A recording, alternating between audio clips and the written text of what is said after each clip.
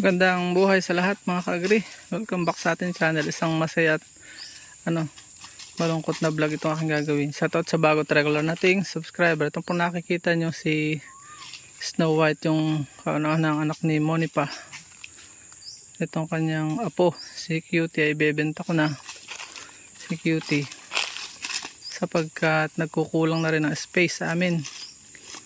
Kailangan namin magbawas. Dagdag pa yung gastusin sa health ng aking nanay. Yan malungkot na masaya makakabenta, pero mabawasan ng iyong alaga. Hindi pwedeng laging emotional kasi paano kakikita. So yun po, share ko lang sa inyo. Wala siyang kalamal. At pagka yan po nabawasan sila, ilang araw na parang nagdadamdam, hinahanap yung kasama yan. Mamimiss sila, hindi milinaw. Chip! Nawawalang isa. Ito si Cutie, bata po pero babae siya. Okay. Chip! Chip! May nahuling isa. Chip! Ayun. Chip! Chip na ang tawag ko para madaling tandaan. Chip! Chip! Yun. Pahuni-huni doon, pakain doon. Chip! Paborito nila yan, mamimiss nila lagi yan. Kahit may mag-green pasture, pupunta sila dyan sa Jimilinahan, mga nalalaglag. Paalam na dito, kaya mamimiss ko ito. Mabait din ito si Snow White. Puting-puti yan ng bata pa, kung naalala nyo yung mga vlog ko patungkol sa kanya. Possible buntis pa ito, kaya swerte yung makakabili, kaibigan ko namin. At presyong kaibigan din. Yan mag-aalagaan nila sa kanilang farm ng munisipyo. Yan so yun lang, update ko lang po kayo. Masayang malungkot ang magbenta, mababawasan. Kaya don't be too much attached sa alaga pag nagpapastol tayo. At pagka gusto natin mag-alaga ng tupa, isang problema ko pa yung pagkakatay. Kailangan namin magkatay sapagkat dalang bumibili ng lalaki. Another great problem yung magkatay. Madali ang kumain pero yung magkatay talaga nakakapayak kapag katupa yung iyong alaga. Naiyak po yan Parang gusto ko na rin umiyak nagka ako. Medyo bagaman nakatikim na ako ng tupa, napakasarap po talaga. Ayan si Cutie, kain na silang kain. By Wednesday, Thursday, kukunin na po silang mag-ina. Namatay yung kanilang barako, yung bibili, kaya namatay ang inahin, may barakong buhay. Malaki daw yung barako nila, kaya naghanap sila ng inahin. Laging ganun ang issue, sa either namatay yung ama o yung ina, yun mga kaya nabili. Ito naman si tagpian. Ito yung kababata niya si Cutie. Pagkakaanak ng isa, sasabay yung isa susunod. Nakakatuwa sa pag-alaga ng tupa. Tsaga-tsaga lang kasi mahirap pa sa amin yung wala pang market masyado. Facebook, post. At yun, pag nalaman, nakilala ka na, yun, nadayuhin ka na ng market ng mga buyer. Tuturo ka na, i-repair ka na sa mga kakilala. Sa una hindi mo pwedeng taasan ng presyo, kaya average yan 10,000, 7,000 ganyan 5,000 pinakamura niyan. Sila pang kukuha nun dito. Yun lang po, maraming salamat.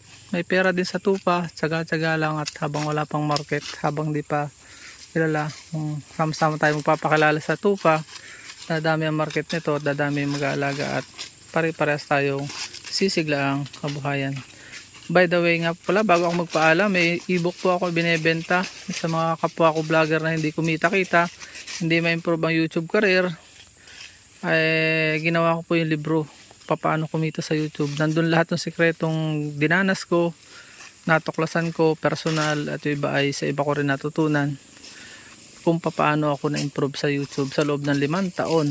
na-feature na rin naman po dahil sa tupa, na-feature po ang inyong lingkod, PTV for last year 2022. Ano po? Nung Holy Week.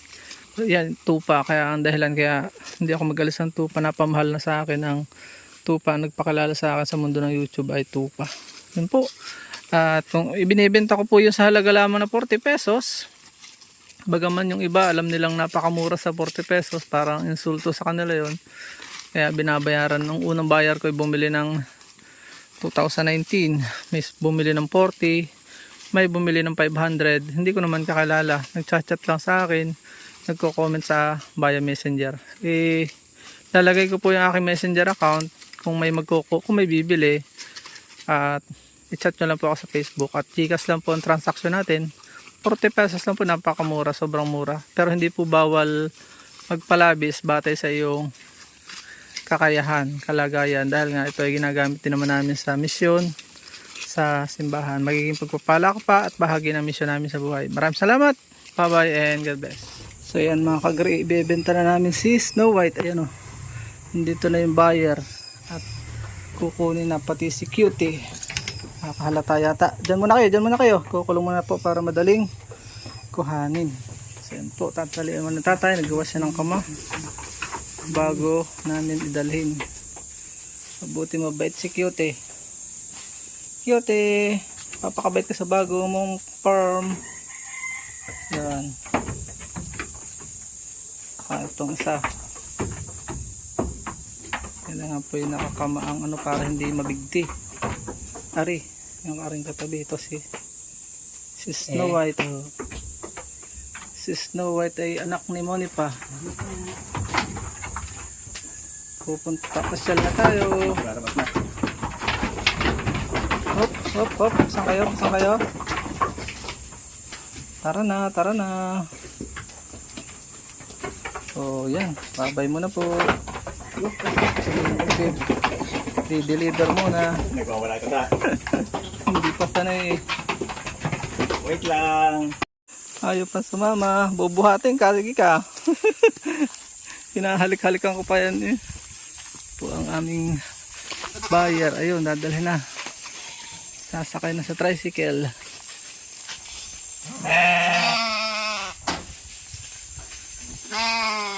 Paalam muna po. Hanggang dito na lamang po ang ating vlog. I hope na may natutunan po kayo at napagpala sa panonood. If you like this video at mahilig po kayo sa mga ganitong klaseng upload, please consider subscribing and hitting the bell icon so that you'll get notification sakaling may latest po tayong upload. Hanggang dito na lamang po. Maraming salamat. God bless. Bye-bye. Bye-bye muna. Bye-bye. Bye-bye muna. Bye-bye. Bye-bye sa ating mga subscriber viewers. Oh. Bye-bye muna. Bye-bye. Bye-bye muna po.